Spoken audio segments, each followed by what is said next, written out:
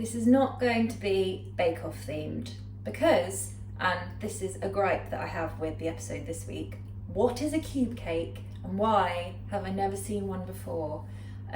They all looked delicious, but you might as well just get loads of fondant fancies and put them on a stacked plate. I'm sorry if you're expecting something patisserie-like. I don't know why I shimmy all the time, sorry. If you were expecting something a bit more patisserie, I'm really sorry, that's not happening today. A second apology is because I'm actually going to do something that I swore at the beginning I was not going to do. I'm going to make a banana bread, and I know that it's a cliche and I know that we're in lockdown, but I've got some bananas that I need to get rid of and they're overly ripe, so it's the bin or a cake. Exactly, thank you very much. So I've got a banana bread recipe from this little, it was stocking filler book. It doesn't even have the author named, so I couldn't even tell you who made this recipe, but it's a lovely banana bread. And a little extra thing, I have some leftover salted caramel in the fridge. It's only a little bit because I got a little bit happy with a spoon about a week ago. So I'm going to put the last little bits of that in the cake to save me from myself. Firstly, I've preheated my oven to 180 degrees Celsius and I've got my trusty loaf tin. And I would normally just put butter and flour in this, but because I'm using some salted caramel and sometimes it might come out the bottom, I've put a bit of greaseproof paper in just to make it easier for lifting out, and then it doesn't get stuck to the bottom of the tin. So that's always a good idea. If you're not using the caramel, just use butter and flour and don't waste greaseproof paper. In my bowl, you can do all of this by hand. I'm just being really lazy today. I've got 110 grams of soft unsalted butter and 225 grams of caster sugar. And all we need to do is just beat it together until it's nice and fluffy. That might take a bit longer than usual just because it's winter and butter is not going to be as soft as it was in the summer. So one egg at a time and then beat in between each egg, just like you would with any other sort of sponge cake that I've shown you before. You know how to do this. Just make sure that you're getting all of it mixed in.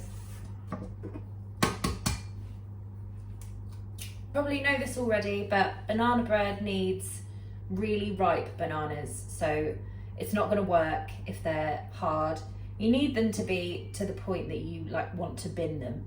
Just mash it up. The recipe says 4 small overripe bananas.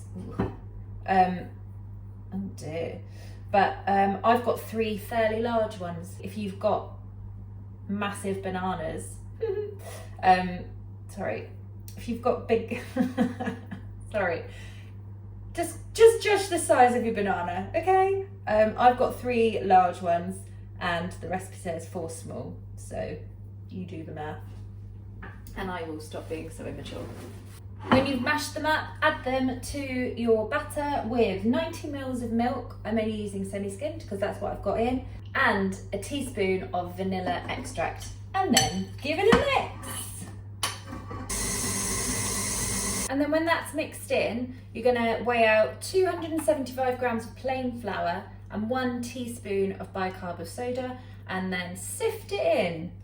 It looks a bit manky at the minute, but it won't.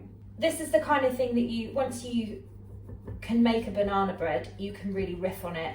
And if you wanted to add some cinnamon or some ginger or some spices, this is a good time to do it when you put the flour in. So just going to give it a careful mix.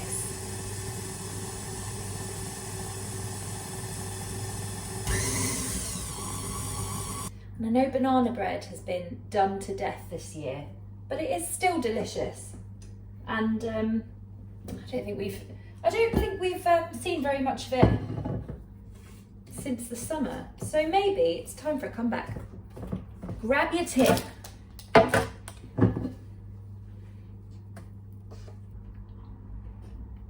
Yeah, it's good. If you do have some caramel left. I don't know many other people like me that have a jar of depression caramel in their fridge, but if you do, good for you.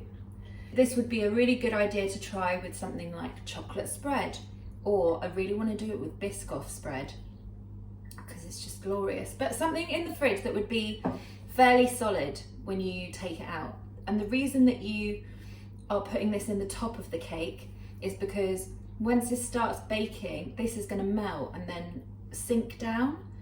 So if you were to put it in the middle of your batter, then it's just going to sink to the bottom. So we're just going to dollop it in the top, and then that gives it a bit of time for the cake to bake properly, and then the caramel won't sink all the way to the bottom of the tin, hopefully. But to help it along, I'm just going to put little tiny dollops on, just along the top. It's also an excellent thing to make for Christmas presents. So if you're interested to know how, I have done like half a video on it. My salted caramel and peanut butter flapjacks, the beginning of that video is for this caramel. But maybe I'll do a little separate one. So I've put 4 little dollops in the top. We're going to put that in our preheated oven for 55 to 60 minutes. The banana bread takes quite a long time. I might end up turning my oven down just because it should be like a low and slow bake, and my oven does get quite hot, as I'm probably sure I've said before many times. And then let's see what it comes out like. But when you take it out, you shouldn't really see any caramel unless you're seeing like a couple of just lovely bits at the top. But the caramel should have kind of sunk in, and it will be in the middle of the cake. So let's see what it's like. It took about an hour, and I'm quite happy with it. You can see on the top, it's like, it's got a bit more caramelly. But what I'm going to do is cut into it just to show you, and hopefully it's worked. Okay. So you can see it has fallen down a little bit, but it's like a little smiley face of caramel, and it's in that it's a smiley face banana bread. What more could you want? So give it a go, and remember to keep your little dollops of caramel quite small because that's nearly in the bottom. So sorry.